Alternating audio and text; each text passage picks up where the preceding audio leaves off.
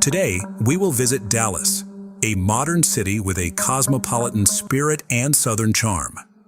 It is widely known for its skyscrapers, upscale shopping, restaurants, and rich cultural life. There are many historic districts, such as the West End with its late 19th century buildings and futuristic landmarks, shimmering glass towers and skyscraper spires that serve as the city's main landmarks. Dallas is a city where modern metropolitan life is infused with natural beauty. There are more than 30 parks in different parts of the city. The Gable Park residential complex is located at the epicenter of Dallas chic. Living here itself offers a vibrant, exclusive lifestyle and exquisite, unique experiences. The high-rise building is elegant in appearance, has a parking garage and concierge. It is a vibrant and luxurious apartment building with a landscaped saltwater pool, fitness studio, and gourmet coffee bar in uptown Dallas. It's a quiet and safe place with no crowds of tourists or neighborhood residents strolling by. On September 2, 2015, at 07:42 p.m., a car entered the Gable Park parking lot. The car parked, and a beautiful young woman got out. She had a shopping bag in her hands. She slammed the door shut, stepped away from the car, and a minute later, 2 gunshots rang out. With the business completed, the dark figure quickly jumped into a black Jeep Cherokee that pulled up and fled the apartment complex. Local resident Hashem Saad, who was walking to the parking lot to pick up his car, saw the injured woman and called the emergency services. Officers arrived at the scene of the tragedy and found the injured woman. Unfortunately, she was already dead. The victim turned out to be 35-year-old Kendra Hatcher. Kendra K. Hatcher was born February 3, 1980 to Reagan Hatcher and Bonnie Gibson Jameson Colley in Springfield, Sangamon County, Illinois. Her parents divorced and her mother married Bruce Jamieson. She was not an only child. She had 3 sisters, Jamie Kaufman, Ashley Lipscomb, Melissa Jameson, and 1 brother, Neil Hatcher. She grew up in Pleasant Plains and studied dentistry there. After her divorce in 2010, she moved to Dallas, where she began working at Smile Zona Dental Studio. Kendra had a strong Christian faith and wanted to use her dental skills to help others. For example, the clinic provided services to disadvantaged children completely free of charge. In her spare time, Kendra taught Bible studies and participated in volunteer programs that included building churches overseas and providing free dental services to children in Ecuador. Dallas was welcoming to the young professional. Kendra's professional life quickly gained momentum, and her personal life flourished as well. On May 24, 2015, Kendra began dating Dr. Ricardo Paniagua. Kendra and Ricardo met through a dating app, and from their first date, they were inseparable. They both had similar values, interests, and wanted the same things in life. Ricardo was finishing his residency in dermatology at the University of Texas Southwestern Medical Center. And even though they had only been in a relationship for a few months, the young men were already discussing their upcoming marriage. However, an incident in a parking lot took the life of his beloved woman and cut short all future plans. Investigators who arrived at the scene of the massacre examined the crime scene and put forward the version of robbery, as Kendra's purse and some valuables were missing. Bullet fragments and a gun magazine were found on the ground next to her body. However, the manner of shooting and the traces of the gunshot pushed the robbery version to the background. One bullet struck the woman in the back and the other in the head. The entry wound from the bullet was at the top of the head and it exited through the chin, indicating that Kendra had her hands up and behind her head when she was shot. The murder theory was confirmed when it was possible to obtain CCTV footage and reconstruct a picture of what happened. As a result, by the age of 13, he was struggling academically and had a fragile psyche. Once, unable to bear such a life, Steinke attempted to hang himself, but was fortunately stopped in time. Afterward, doctors diagnosed him with depression and hyperactivity. Bullied at school, he decided to stop attending. Over time, Jeremy fancied himself immortal and began frequenting websites of similar themes. His online profile was filled with topics like pain, self-harm, blood, and razor blades. No one knew about the couple's forbidden relationship except their friends, who found their love, to say the least, peculiar. Their communication would have remained a secret had the Richardsons not started monitoring their daughter's excessive internet use. Deborah and Mark discovered Jasmine was corresponding with strangers, alarming them as any parent would. Therefore, they decided to remove the computer from the girl's reach. Moreover, they were shocked to learn she had fallen for an adult man with dubious interests. His very nickname, Soul Eater, spoke volumes. Thus, Jasmine and Jeremy's relationship became forbidden. To help their daughter break free from this destructive relationship, Deborah and Mark sought a psychologist's help. They sincerely believed that counseling would benefit their parent-child relationship. To their delight, it did. Jasmine showed compliance and seemed to be returning to a normal life. Promising that it was all in the past, she got her computer back. This became the Richardsons' last fateful decision, leading to their demise. Saturday, April 22, 2006. Preparing for bed, Mrs. Richardson heard a noise in the basement. "Rats again," she thought. Descending, she turned on the light and saw a person in a ski mask. He stood opposite her, looking at her. Startled, she screamed. The stranger rushed at her, covering her mouth. His efforts were in vain. Deborah struggled and screamed louder. He stepped back, drew a knife and stabbed her in the chest, then again and again. Hearing his wife's screams, Mark rushed down, grabbing the first thing he could find, a screwdriver. He had been fixing an outlet that day and by sheer chance left the tool out. Entering the basement, he was met with a horrific scene, his wife lying in a pool of blood and someone standing next to her. Mark immediately attacked the intruder but received a stab wound to the stomach, followed by more stabs. As the searing pain subsided and his eyes began to close, Mr. Richardson quietly asked, "Why?" "Because your daughter wished it," the attacker replied. Upstairs, Tyler was the only one left. The boy sat on his bed in his pajamas, too frightened to move. The approaching footsteps grew louder, and the bedroom door opened. A few days before the murder, Jasmine was overjoyed. Her parents believed in her remorse, meaning they could now communicate again. Mobile phones were just becoming popular at that time, so the computer remained the only means of communication. As soon as Miss Richardson regained internet access, she immediately wrote to Jeremy. "It all starts with them disappearing and ends with us staying together," she told him.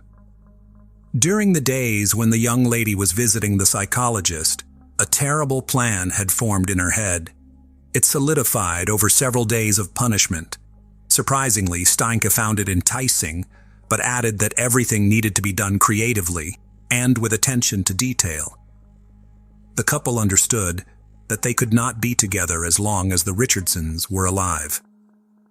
Later, Jasmine's friends recalled how often she spoke about her parents, particularly how much they annoyed her. Therefore, she wanted to end their lives. However, no one took Jasmine's words seriously. Saturday, April 22, 2006. Garrett headed across the street to his friend Tyler's house. The boy wanted to play. The weather was nice outside, despite being chilly. Such was the spring that year. When Garrett approached the house, he noticed the blinds were still closed. No one answered his knock on the door. Strange, he thought. The Richardsons should be home. Their car is parked in the driveway. Arrested on June 25, 2001, and charged with first-degree murder. After spending 6 months in custody, she was released on bail. The first trial soon commenced. The prosecution's main theory was the motive for the homicide. Hoping to see someone, the child curiously peeked into the living room window but saw no one. Then, Garrett decided to walk around to the back of the basement, where he often played with Tyler. Peeking through the window, he saw something strange on the floor. It appeared to be two silhouettes in a pool of blood. The boy informed his mother. Skeptical, she decided to check on the family across the street. They approached the house together. Garrett pointed to the window he had looked through earlier. The woman looked in and recoiled in horror. She immediately called emergency services. Something happened at the Richardsons. They seemed to be lying in the basement floor, all in blood, the neighbor reported. The police arrived promptly. Breaking down the front door, they descended to where Garrett and his mother had seen something. Entering the dark basement, the officers had difficulty recognizing the people lying on the ground. Their bodies were mutilated and bloodied. But there was no doubt. It was Mark and Deborah Richardson, and they were deceased. Blood was everywhere, on the floor, walls, even the ceiling. A bloody mess. No other way to describe what was before them. Later, the police searched the house. In the upstairs children's room, they found a small child. The boy lay in bed among toys, splattered with blood with visible knife wounds.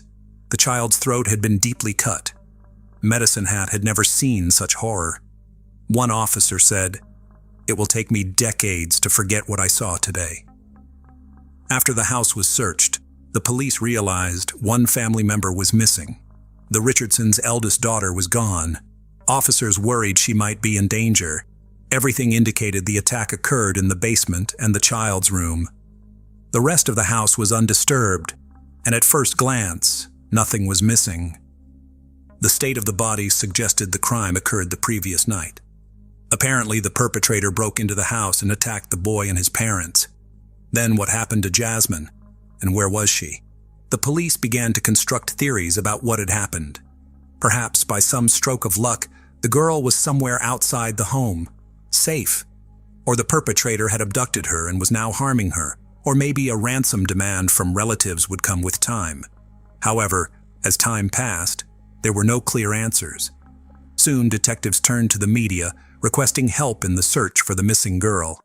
They hoped Jasmine would make contact, or someone would provide valuable information. Meanwhile, the investigation into the crime continued. Investigators interviewed relatives, friends, and colleagues about all aspects of the slain family's life. Did they have any adversaries or enemies capable of such a heinous act? However, the more the investigation progressed, the clearer it became.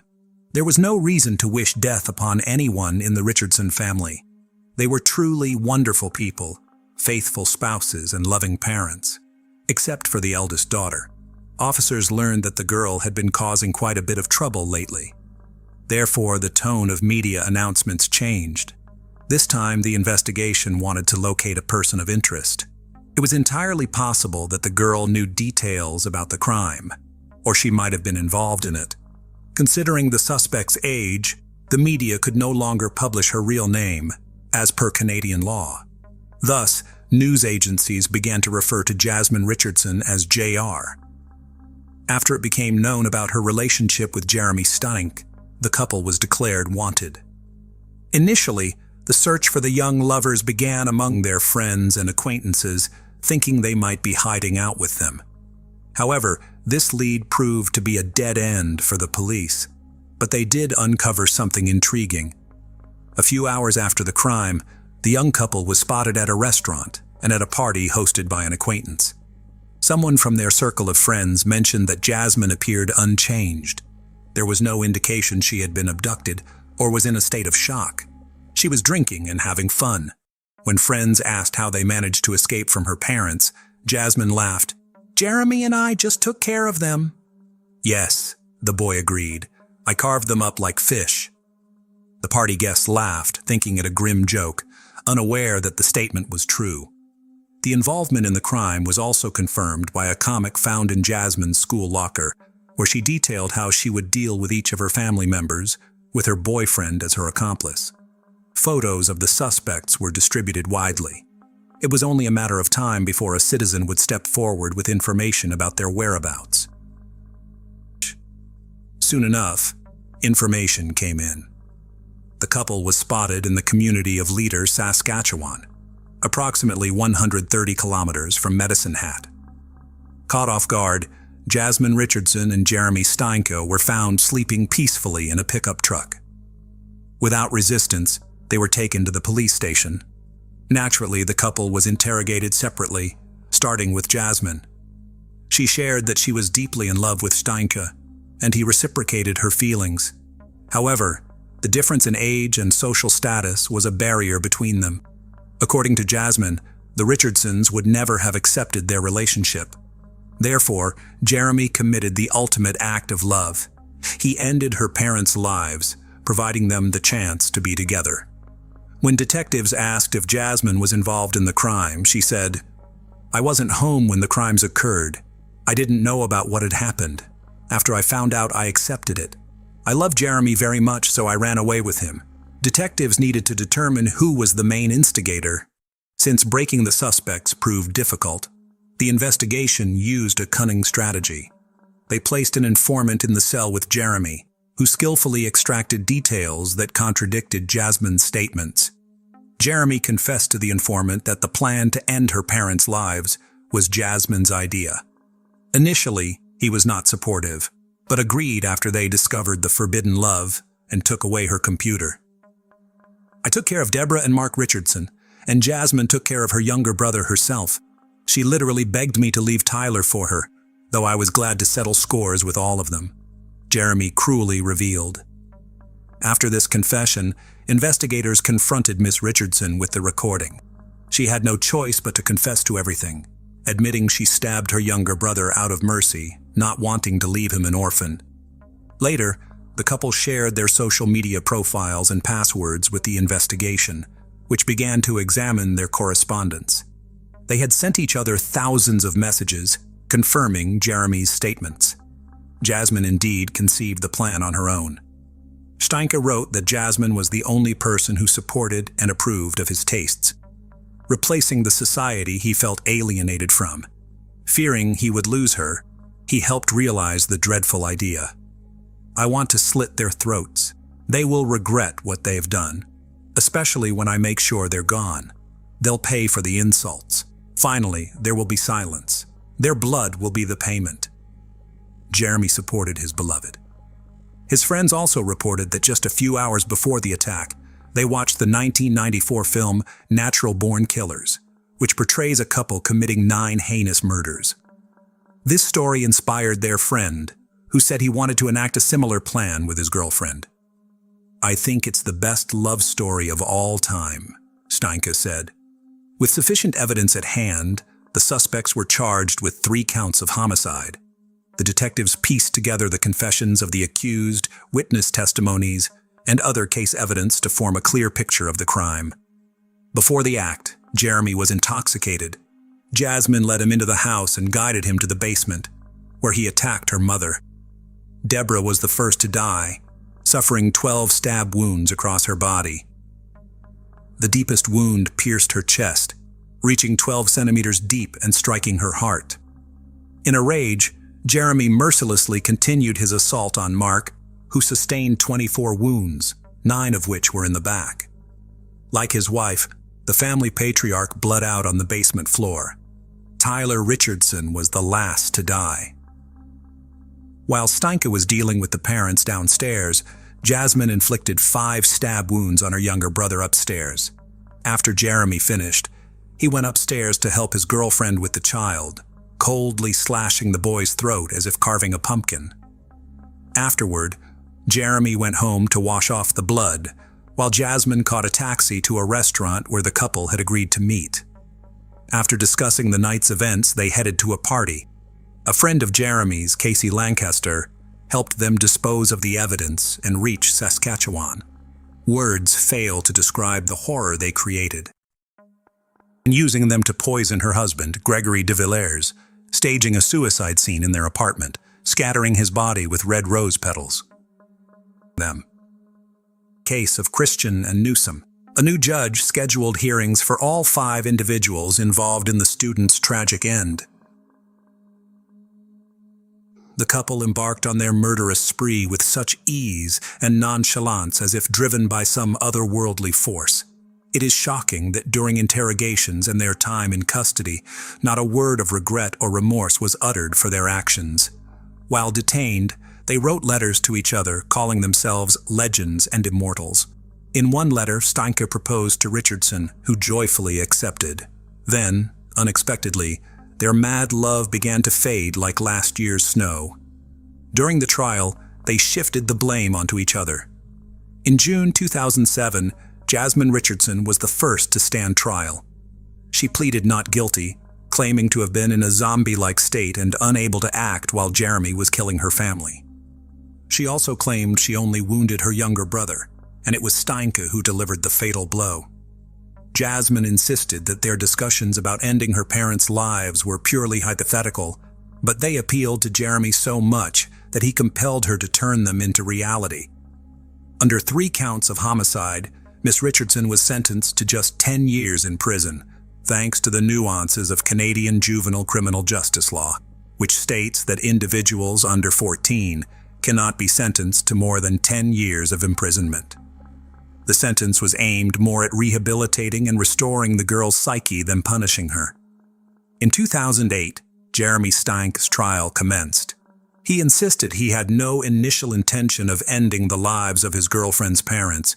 However, once discovered in the basement, he felt compelled to attack. He claimed he did not harm Tyler, suggesting Jasmine was responsible while he merely watched from the doorway. The defense argued that Jasmine had intentionally seduced him, wishing for him to free her from her parents' strict control. Some friends testified that Jeremy had sought their help with the act, driven by his fear of losing Jasmine to the extent of being willing to do anything. The lawyers also requested the charges be reduced to manslaughter, arguing Steinke was under the influence of substances at the time of the act. Steinke's inconsistencies emerged when, asked by the prosecution why he committed the act, he replied, "When you find your other half, you do whatever it takes for them." Throughout the trial, he remained indifferent to the proceedings, but broke down when Jacqueline May, his mother, testified in his defense. She admitted to bearing significant guilt for his upbringing, as he was often attacked by her partners, subjected to beatings and rejection. Steinke was found guilty on 3 counts of first-degree homicide, receiving 3 life sentences. He would be eligible for parole no earlier than 25 years later, in 2033. Charges of complicity in the act against Casey Lancaster were dropped. In Medicine Hat Court, she was found guilty of obstruction of justice, sentenced to a year of house arrest, and prohibited from consuming drugs and alcohol. While in custody, Jeremy Steinke changed his name to Jackson May. Jasmine Richardson's 10-year sentence included 4 years in a psychiatric facility, where she was diagnosed with conduct disorder and oppositional defiant disorder, indicative of a refusal to follow rules and socially unacceptable behavior, typically more associated with children than adults. This underscored her psychological immaturity and instability during her relationship with Steinke. In her final years under conditional community supervision and attending special programs, medical professionals reported her genuine remorse. After serving her full sentence, she was released in 2016. Currently, Jasmine Richardson lives in Canada under an assumed name, her true identity still protected from media disclosure. Her return sparked significant public debate, with some arguing she deserved a second chance, while others believed she warranted a harsher penalty. Nonetheless, the residents of Medicine Hat would prefer not to have Miss Richardson as their neighbor again, given the brutality of her crime. Whether Jasmine has truly changed after spending her formative years in detention remains to be seen. Time will tell. Silently conceal. Sadly, the dead cannot speak. Jennifer's life was cut short in her prime. Regrettably, she realized too late an essential truth. Staying away from certain individuals and ceasing communication with them could mean saving oneself.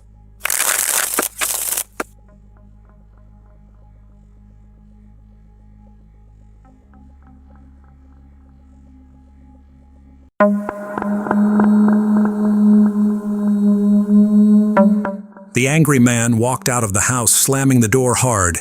He reached the driveway and stopped. He ran his hand through his black, disheveled hair several times. The man was visibly nervous and said something quietly under his breath, then walked briskly back toward the house. He tugged sharply on the doorknob and stepped inside. Picking up a baseball bat that was lying at the entrance, he walked bossily through the house and shouted violently. At his screams, a blonde-haired young woman ran out. As soon as she approached him, he struck her on the head with the bat. The woman fell unconscious, and instantly a pool of blood formed on the floor around her. The enraged, dark-haired man continued to strike the immobilized woman until his fervor subsided. It is hard to imagine, but it happens that in such a paradisiacal place of the planet as New Zealand, can happen such bloody tragedies. After all, New Zealand is first of all a picturesque nature, with its unique flora and fauna, which creates a comfortable climate for people to live in. People living here have a high standard of living with a measured and calm way of life, where there is no corruption and crime is close to zero. But today our story will disrupt the tranquil life of Auckland and completely change the notion of a happy family. Harmon and Brad met on an ordinary day, which later became a fateful day for the two of them. Harmon Thomas was born on October 30th, 1987 in South Africa. Her father died when the girl was only 10 years old. Heavily bearing the loss, her family moved to relatives in the town of Whitby in the United Kingdom. But in another country, the long-awaited peace never came, and after a while her family moved back to South Africa. Carmen, who was over 18 years old at the time, decided to stay with her relatives and later moved to live in London. In London, Harmon completed her studies and earned a master's degree in marketing. She had a strong and mischievous personality that attracted people. Harmon was a loyal friend and comrade for many people, but a beautiful life in a large metropolis required a lot of expenses, and the girl had to work hard to ensure a decent standard of living. During the day, Carmen worked in the store as a marketer, and in her spare time she worked part-time in a gentleman's club. Despite her strange choice in the service industry, Carmen was a girl of strict rules and never allowed herself unnecessary and even more so undignified behavior, which was very much appreciated by important clients. It was there that she met an attractive and flamboyant man, Brad Callahan. Bradford James Joseph Callahan was born in New Zealand in April 1978. The boy's parents separated when he was 9 years old. Little Brad stayed with his mother, after which they moved to Australia. In 2001, Brad graduated from university and received an engineering degree in the construction industry. At the invitation of a large construction company, he moved to the UK, where he was offered a position as chief structural engineer for a large business complex. For important negotiations and added status, Brad turned to a gentleman's agency, and his choice fell on the beautiful Carmen. The man was intelligent, tall, black-haired, with bright dark eyes, but he could not afford a real relationship because of too much ambition and busy career. He had no free time for a permanent relationship. After a successful business dinner, Brad was conquered by the open and radiant Carmen. They continued informal communication, which was repeated again and again. After a while, they formed a good friendship, which later grew into love. The candy bouquet period flew by very quickly, and the lovers began to live together. Their life together was based on trust and care. They sincerely supported each other and looked absolutely happy. After a while, Carmen became pregnant, and Brad decided that the best solution for them would be to return to New Zealand, to a country with clean air and a measured course of life. They returned to Auckland. In March 2005, Carmen and Brad had their son Jack. Jack brought more joy and happiness into their lives. From the first days, Carmen and Brad took care of his safety and provided everything they needed for his happy childhood. To them, Jack was the most important thing in their lives. However, with the birth of their son, serious disagreements arose in their relationship. The first misunderstandings appeared because of the upbringing of the child.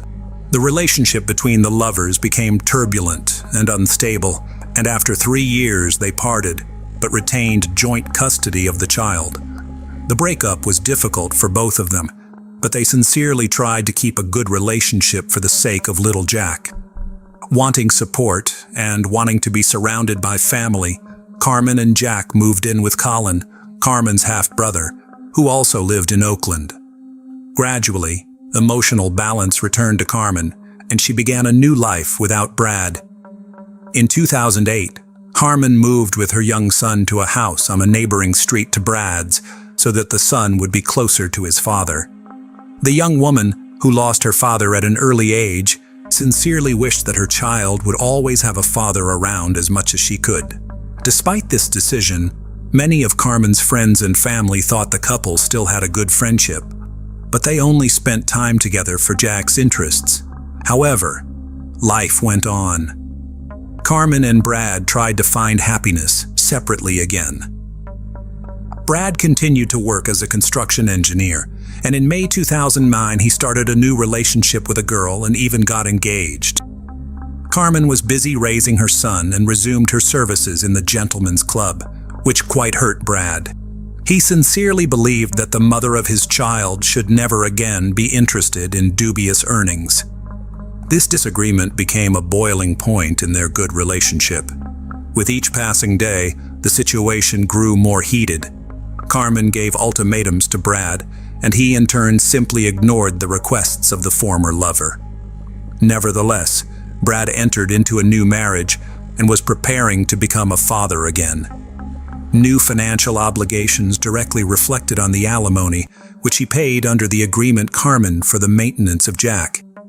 The money was the last straw in a series of scandals. On March 19, 2010, neighbors called the police.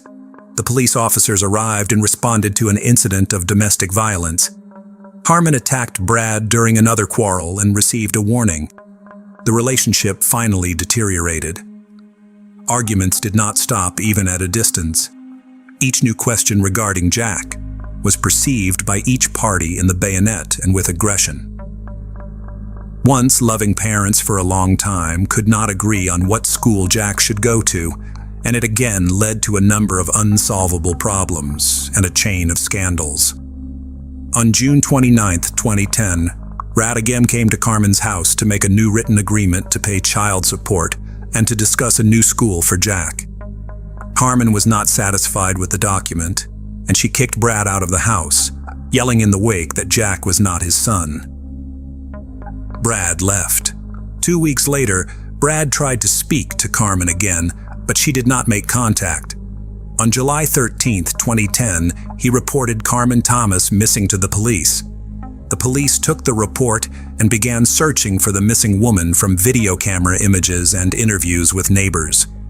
Reconstructing the chronology of events since the last communication between Carmen and Brad, investigators found out some important details that should help in the search for the woman.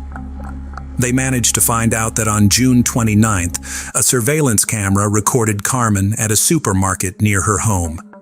While inspecting the rented house where Carmen lived with Jack, the lack of a garbage can on the outside caught the attention of police. Inside the house, there were also traces of blood on the front door, on the washing machine, near the sink and shower. Forensic scientists used luminol to detect traces of blood left at the crime scene because it reacts with the iron contained in blood hemoglobin. The multiple patterns that appeared confirmed the presence of blood on the bathroom door and on the floor. The landlady told investigators that on June 29th, she heard loud screaming followed by prolonged crying and moaning. Recalling that day, she said she knocked on Carmen's door, but no one answered. She had to look out the window. She saw a street trash cannon and an overturned fabric horse, which is a drying rack usually made of wood or metal for drying clothes. Startled, the landlady called her husband, but while she waited for him to arrive, Brad walked out of Carmen's house and into the driveway. He was carrying soiled clothes in his hands, and upon seeing the landlady, Brad rushed to explain that Carmen had become ill after a medical procedure and had vomited blood. However, the landlady noticed Brad's condition. He looked like he had just taken a shower. The woman had no reason to disbelieve the man's story and did not call the police. The search continued, and Carmen's cell phone caught the attention of the police. Messages were being sent from her phone on a regular basis, but the manner of communication and tone of the messages were different and did not resemble Carmen's previous manner of communication. The outgoing messages and calls continued until July 10th. Where did the woman go if she needed medical help, and why? The investigators did not have to look for answers to these questions for long. During further investigation, Harmon's car was found. In the back seat of the car was found luggage, clothes, and other belongings of the woman. The examination of the seized suitcase, on some of the things were found traces of blood. A note was also found in the car indicating that Carmen owed money to the agency where she worked. In the glove compartment was an envelope with Misty's name on it and the sum of $270. Police Inspector Mark Benefield, after finding traces of blood in Carmen's car, first raised the possibility that the woman had been murdered. Police searched the countryside southeast of downtown Auckland for the body of Carmen Thomas after a new report that her car was spotted around the time she went missing, but the search was inconclusive. The investigation and search for the woman continued. When investigators examined Carmen's and Brad's phones at the same time, they discovered both phones had been nearby the entire time they were being searched, and Carmen's phone was not connected to the cell tower in Hamilton. Going forward, one of the most important pieces of evidence was the missing trash can. It remained to be seen if it could be the same bin that had disappeared from its place near the house, and that a neighbor had through her window on the day Carmen disappeared. But what did the trash can need to be inside the house for? The police did not refute the idea of the worst possible outcome and rechecked Brad's cell phone and spending by examining his bank card details and traced his shopping list. On June 30th, Brad Callahan, a meat cleaver and a large plastic container, as well as several garbage bags. By scrutinizing Brad's daily routine, police identified some exceptional events that did not fit into the young father's daily to-do list. It turned out that on one workday, Brad arrived at the construction site very early and walked alone around the property for a long time. It was strange, but not so strange that the workers who saw him would start reporting anyone about such an early presence of a supervisor at the construction site. Based on the evidence gathered, such as Carmen's cell phone and questionable purchases, Brad went from victim to suspect. Police believed that Brad Callahan killed his former lover by hitting her several times in the head and carefully hiding the body. On September 21st, Brad Callahan was arrested on charges of murdering Carmen Thomas and attempting to change the course of justice. He pleaded not guilty and is scheduled to stand trial. In a fateful coincidence, Brad's second son from a new lover was born at the time of his incarceration, which caused a wave of emotion and resentment in the young father who was in custody. The man broke down, and 9 days after his arrest, he pointed out to investigators the burial place of Carmen Thomas. Brad thought he had come up with the perfect plan, part of which was to make it appear that Carmen had gone to Hamilton and never returned. He was absolutely certain he had succeeded, but life made adjustments. Under questioning, he detailed the chain of events from that fateful day. After a bad conversation, Carmen kicked Brad out of the house, yelling in the wake that Jack was not his son. Brad left, but 5 minutes later, he came back into the house and hit Carmen in the head with a baseball bat with such force that she immediately fell unconscious. Blood spurted from her wound, staining the floor a bright red. Heavy breathing filled the room, and Brad stood over the body of his victim with a wild scowl in his eyes. He realized he had just done the irreparable, but he couldn't stop.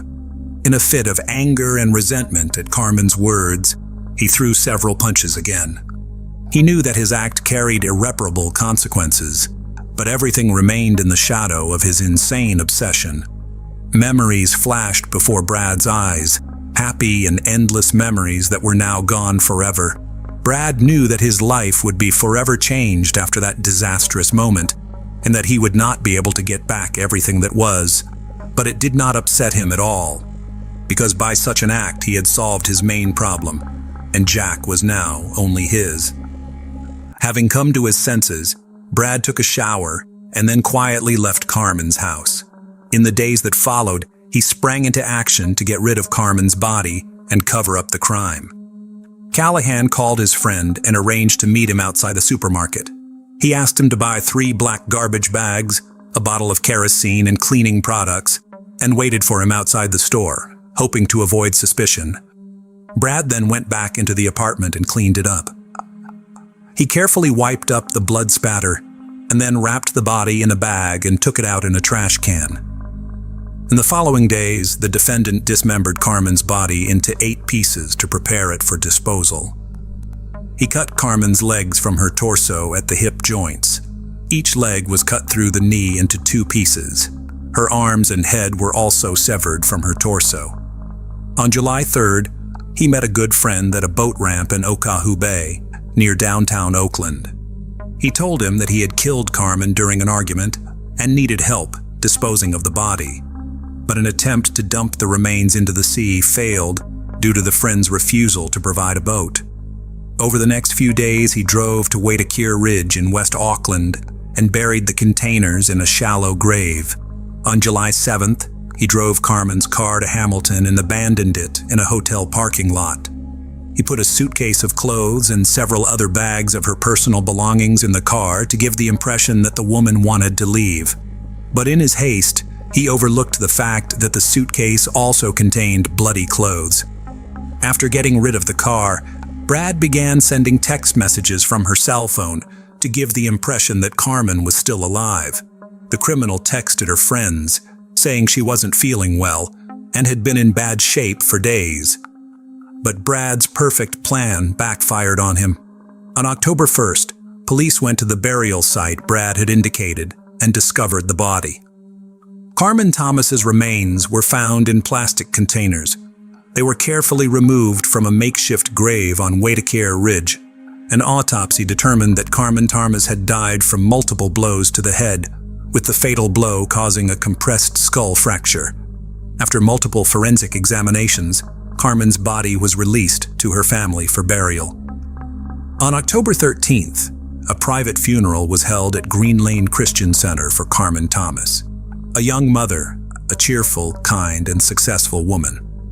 Little Jack, who all along had waited and hoped to see and hug his mom, was only able to hug and kiss her white casket. On February 8, 2011, the first court hearing for Carmen Thomas took place. Judge Wenning found the crime committed was unintentional and took into account Brad's explanation that he acted on emotion. He acknowledged that it was done in a fit of rage, but Judge Wenning was less lenient when it came to the cover-up. On May 26, 2011, Brad Callahan was newly charged with attempting to change the course of justice. A summary of the police case shows that at 8:45 a.m. on July 29, 2010, Callahan struck Mrs. Thomas several times in the head, resulting in her death. He then texted a friend to bring 3 garbage bags and a bottle of kerosene. During the ensuing period, Callahan dismembered Miss Thomas's body into 8 pieces to prepare it for disposal. On November 25, 2011, a retrial was held. Police officers who had been working on the case filled the High Court in Auckland when Bradford Callahan unexpectedly made 2 guilty pleas. Brad Callahan, who had previously denied guilt, suddenly admitted to murder and attempting to change the course of justice after Carmen's death. The judge said it was one of the most serious cases of attempting to pervert the course of justice, calling Brad's actions just about the most serious case of attempted perversion of justice there can be. The judge also felt the murder of Carmen Thomas was brutal, but not so brutal as to result in the harshest sentencing laws. The 33-year-old man was sentenced in Auckland High Court, where a large public gallery was filled with Thomas's friends and family, including her parents, who were visiting from South Africa. Judge Wenning sentenced Brad Callahan to life imprisonment for murder and 6 years in prison for attempting to pervert the course of justice. He also condemned the lengths Callahan went to in order to cover his tracks. The sentences are to be served concurrently. Judge Wenning also said the minimum sentence for the perverting the course of justice charge was insufficient to bring Brad Callahan to justice. Mr. Callahan passed judgment on himself by his actions that day, and it had a devastating effect on two families, said Detective Inspector Mark Benefield. Callahan's supporters left court without comment. In a statement, the Thomas family said nothing can bring their Carmen back, and they are still angry because of it. But they are grateful that Brad will be away for an extended period of time, so he can reflect on the enormous damage he caused to their own son in the first place. Carmen Thomas's mother, Teresa Scott, told the court in a victim impact statement that she felt completely destroyed by what happened to her daughter. After the verdict was announced, the officer in charge of the investigation, Detective Inspector Mark Benefield, told the court that the justice done is the result of hundreds of hours of police work over the past 10 weeks since Carmen Thomas was reported missing on July 13, 2010. Also, Detective Mark Benefield, during the interview, explained what the work to find Carmen consisted of. He explained that early on in the missing person investigation, they determined that Carmen was most likely murdered. Then the work of gathering evidence, as well as researching information, was carefully conducted. This required a great deal of time and effort to gather, and it was also necessary that proper legal procedures were followed. The detective reported that over the last few weeks, close cooperation with the defendant's employer had not been finalized. Attempts to further investigate part of the Victoria Street construction site would continue in order to find any evidence that might assist the investigation. Until today, we have been unable to comment on media reports about our activities at the facility because we have been very sensitive to the issues of litigation and preemptive contempt of court, said Mark Benefield. He did not rule out the possibility of further arrests and charges in connection with Carmen's death in the near future. Brad Callahan had the courage to take responsibility for his actions in this tragic saga, and he pleaded guilty to 2 charges. But that will in no way change what he did. For the hearts of Carmen's loved ones are broken, their world shattered. Living each new day without Carmen, each of her close family members feels completely destroyed. "We will never forgive him for what he did to our family," said Carmen Thomas's mother, Teresa Scott. "I could forgive someone for taking a life under certain circumstances, but I can never forgive this man for being able to strip a body and hide it in containers," added her stepfather Wayne. Callahan's attorney Stuart Grieve said his client acted responsibly and does not intend to file a motion.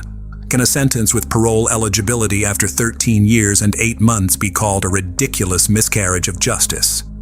Obviously, since New Zealand only records about 50 murders a year for the entire country, any crime that is a little out of the ordinary is covered extensively by the national media, as are the court cases for those crimes. It's possible that there was an overbearing bias against the victim at trial because of her line of work. But even if Carmen was antagonistic and pissed Brad off, we don't blame the victim for having her life taken from her, do we? If Brad had wanted sole custody of his son, he likely would have used this prejudice about Carmen's work and gotten his way because he had the opportunity.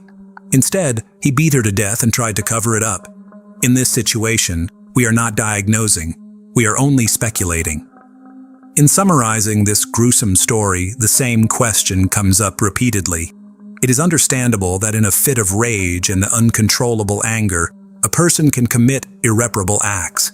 But what feelings can a healthy person have when he comes up with a plan to dismember a once tenderly loved person? Little Jack Callahan is currently living in another town under an assumed name in the temporary care of his grandmother. He doesn't know that his daddy took his mom's life and must never find out because it wasn't his fault.